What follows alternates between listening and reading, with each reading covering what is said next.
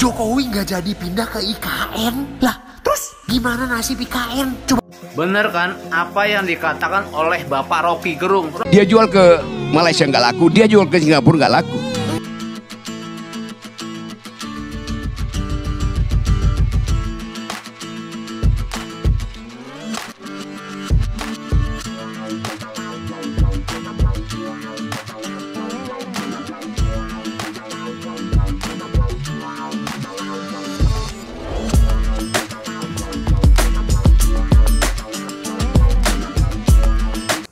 Assalamualaikum warahmatullahi wabarakatuh. Berjumpa kembali dengan Romlia Pratama. Teman-teman sahabatku semuanya, gimana kabar kalian?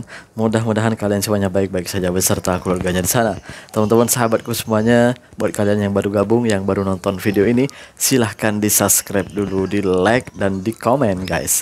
Buat teman-teman sahabatku yang udah ngedukung support channel ini, terima kasih. Mudah-mudahan kalian semuanya diberikan keberkahan umur, keberkahan rezeki, dimudahkan segala urusannya, baik urusan dunia maupun urusan akhirat. Amin ya rabbal alamin.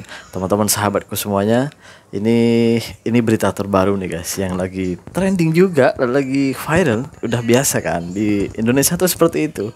Setiap hari tuh pasti ada yang trending, yang viral gitu guys. Ini tentang IKN. IKN tuh baru-baru ini tuh Presiden Jokowi itu diwawancara oleh beberapa media dan ditanyain tuh kapan mau pindah ke IKN, karena di janji awalnya Presiden Jokowi itu bilangnya itu mau pindah ke IKN bulan Juli guys gitu.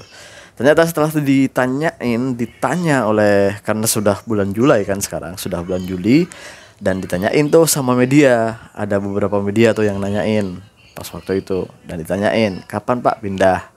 Ternyata nggak jadi pindahnya guys, gagal pindah di bulan Juli ini guys gitu.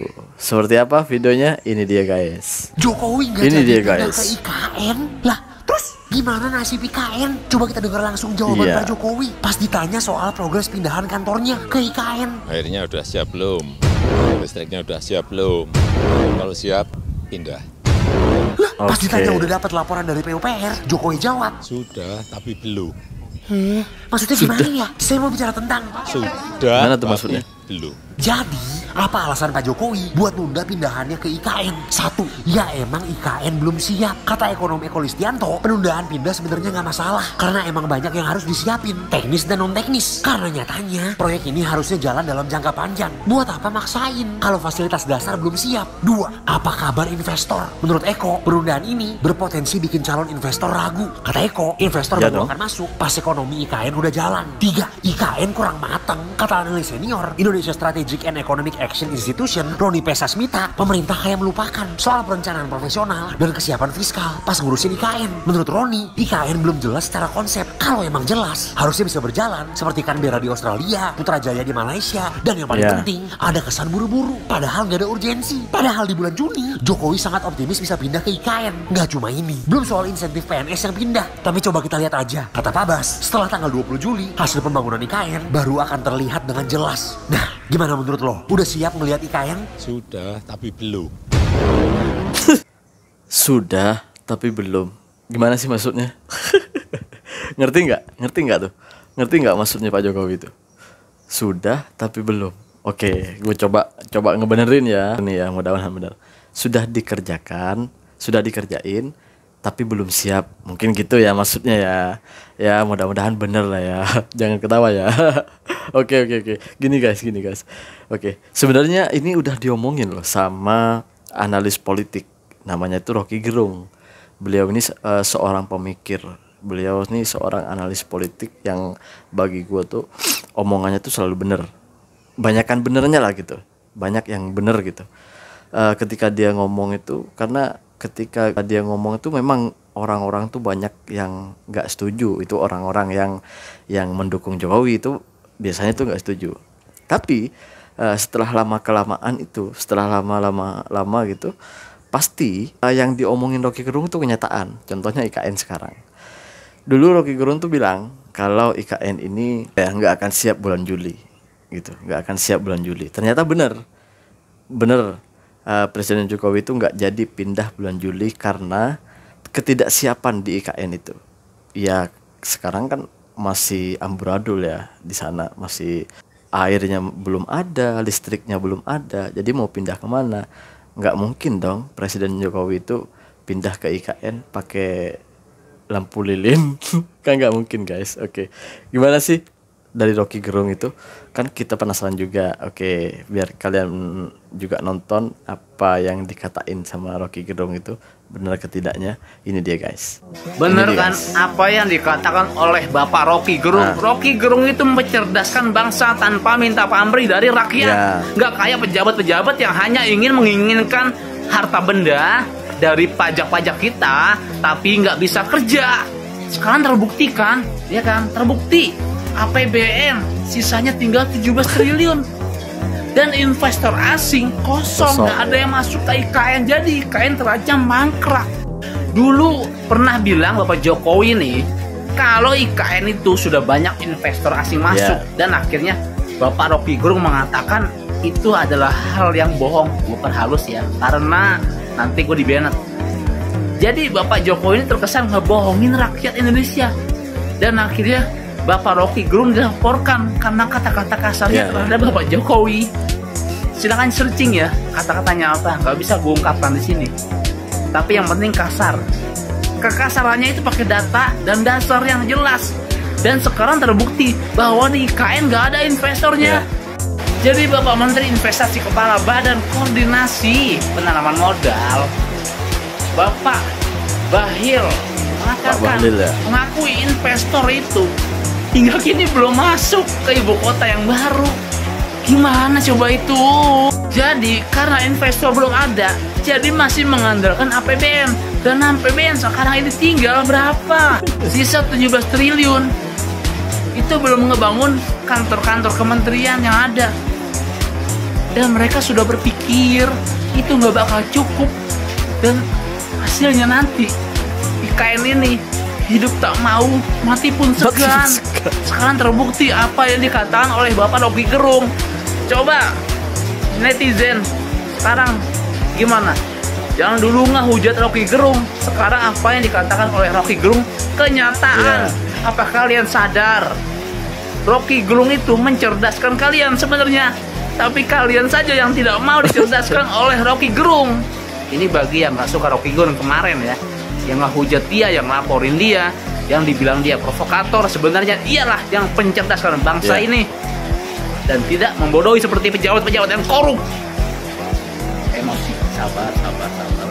Ya memang sih ucapan dari Rocky Gerung itu memang benar sih, benar, banyak benernya ya.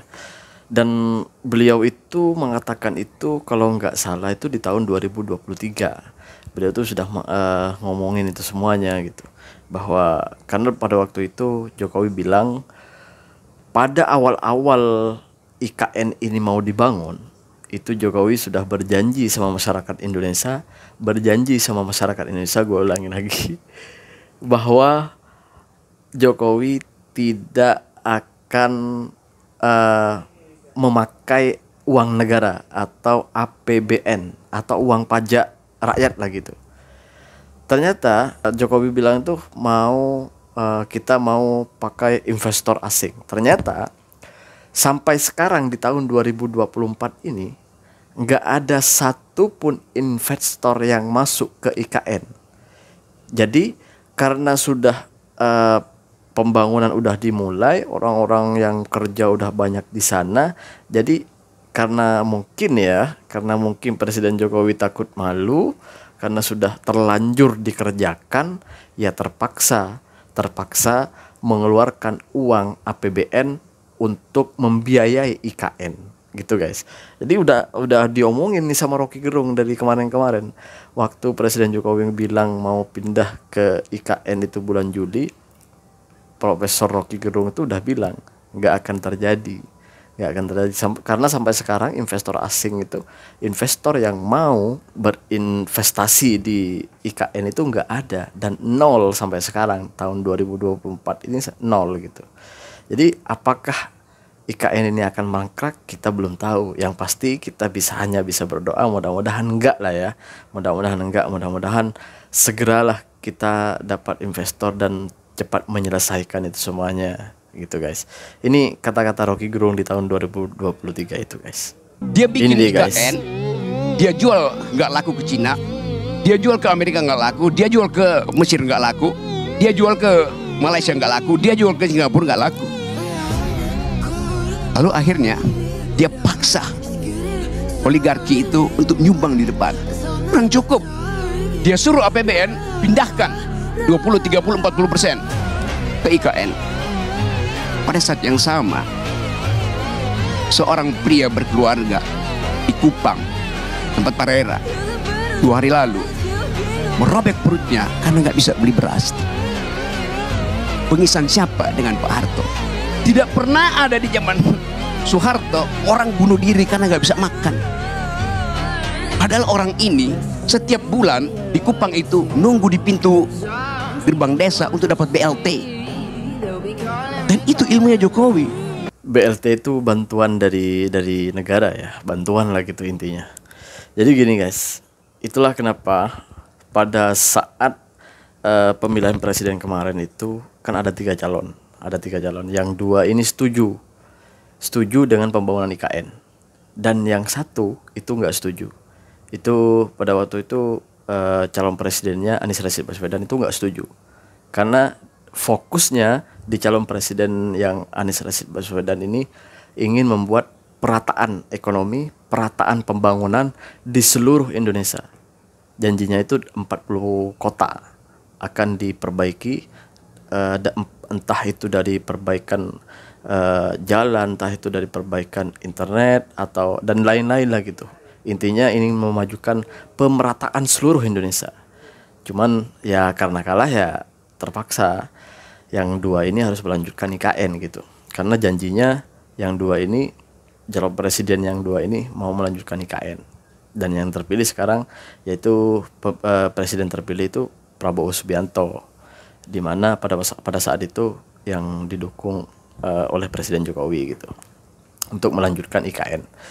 Dan sekarang itu IKN itu sedang ya carut marut karena pembiayaan IKN itu sedang sedang kritis lah gitu.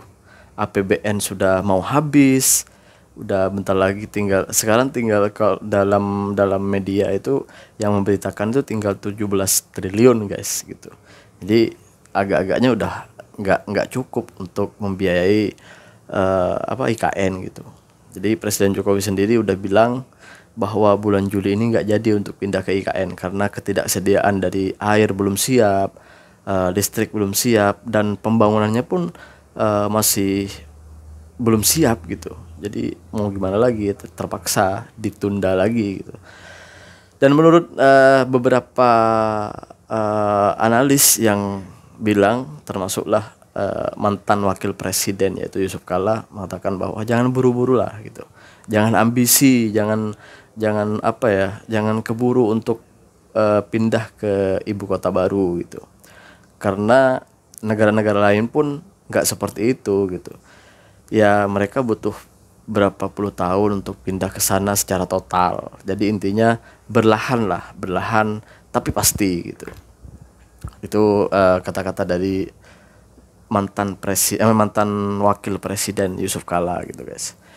Jadi intinya ya kita hanya bisa berdoa mudah-mudahan IKN bisa cepat terselesaikan, bisa cepat tercapai, karena ini adalah cita-cita bangsa juga.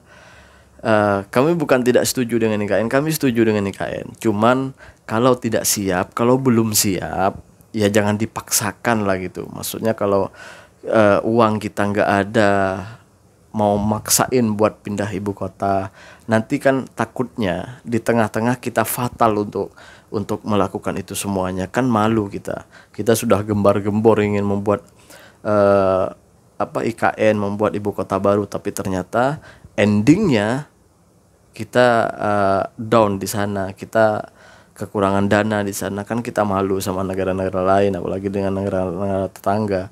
Malaysia aja itu bukan bangun sekarang pindah sekarang, enggak. Malaysia pun butuh proses gitu. Dan perlu kalian tahu, Putrajaya itu bukan ibu kota Malaysia. Putrajaya itu adalah pusat pemerintahan Kalau ibu kotanya itu tetap Kuala Lumpur. Jadi bedain ya, Indonesia itu mau berpindah ibu kota. Sedangkan Malaysia itu tidak pindah ibu kota, tapi memindahkan pusat pemerintahannya ke Putrajaya. Jadi konsepnya itu beda dengan di Indonesia guys gitu. Jadi karena banyak yang nggak paham ini.